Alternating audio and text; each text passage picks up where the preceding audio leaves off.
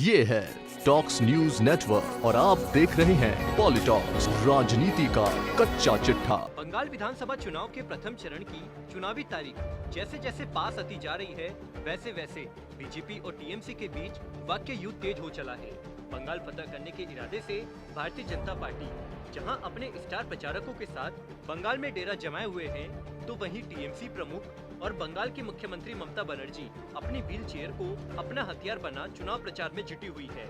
प्रधानमंत्री नरेंद्र मोदी भी लगातार बंगाल में चुनावी रैलियों को संबोधित कर रहे हैं। बंगाल में एक ही नारा गूंज रहा है, बंगाल में इस बार बीजेपी सरकार। पीएम मोदी ने बुधवार को सांची में चुनावी रैली को संबोधित करते हुए कहा है कि बंगाल के किसान मोदी के शब्द लिखकर रखे, 2 मई को बंगाल के विकास के बीच आ रही दीवारें टूट जाएगी और मैं किसानों के हक के 3 साल के पैसे उनके खाते में जमा करके रहूंगा। पश्चिम बंगाल के कांती में चुनावी रैली को संबोधित करते हुए पीएम मोदी ने कहा कि आजादी की लड़ाई के हर नायक नायिका को सम्मान देने के लिए पूरा देश आजादी का अमृत महोत्सव मना रहा है। आजादी के 75 साल के उत्सव में पश्चिम बंगाल का विशेष महत्व है। आजादी की लड़ाई में दिए गए हर योगदान को भावी पीढ़ी तक पहुंचाना हमारी सरकार की प्राथमिकता है।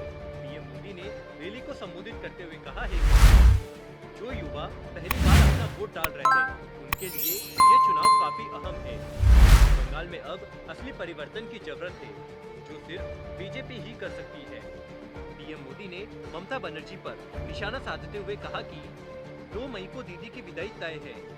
ममता दीदी आजकल मेदिनीपुर में आकर बहाने बना रही है। दीदी उन बहानों और परिवारों को जवाब नहीं दे पाई जिनको पहले अम्फान ने तबाह किया और फिर तृणमूल के टोला बाजू ने लूट लिया। बता दें कि उलुड़िया में चुनावी सभा को संबोधित करते हुए ममता बनर्जी ने कहा था कि बीजेपी को लगता है कि उसने ममता को चोटिल कर दिया और इसलिए वह बाहर नहीं जा पाएगी, लेकिन वो मुझे नहीं जानते। मैं एक ही पैर से खेल सकती हूँ और गेंद को मैदान के बाहर भेज सकती हूँ। पीएम मोदी ने ममता बनर्जी पर निशाना साधते हुए कहा कि जब जरूरत होती है तो तब दीदी दिखती नहीं है, लेकिन जब चुनाव आता है तो दीदी कहती है सरकार दुआरे दुआरे। यही इनका खेला है। दीदी पश्चिम बंगाल का बच्चा बच्चा आपका खेला समझ गया है और इसलिए 2 मई को पश्चिम बंगाल दीदी को द्वार दिखाएगा। बंगाल की हर मुख से एक ही आवाज आ रही है, 2 मई दीदी जाछे और आसोल परिवर्तन आछे। पीएम मोदी ने बंगाल के किसानों से वादा करते हुए कहा है कि बंगाल का किसान भूल नहीं सकता कि कैसे दीदी ने उनके साथ निर्ममता दिखाई। दीदी ने आपको पीएम किसान सम्मान निधि से वंचित रखा। बंगाल के किसान मोदी के शब्द लिखकर रखे, 2 मई को बंगाल के विकास के बीच आ रही दीवारें टूट जाएगी।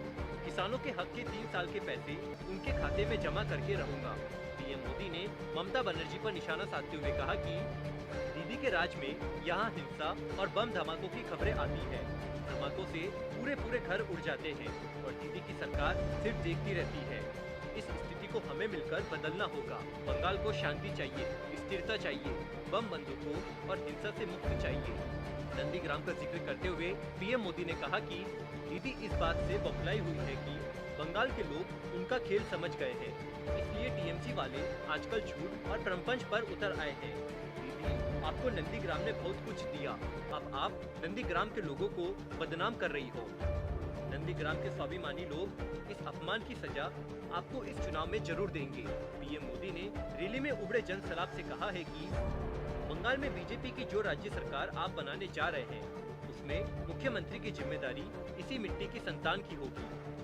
गौरतलब है कि पश्चिम बंगाल की सभी 294 सीटों पर 27 मार्च से 29 अप्रैल के बीच विधानसभा चुनाव 8 चरणों में होंगे।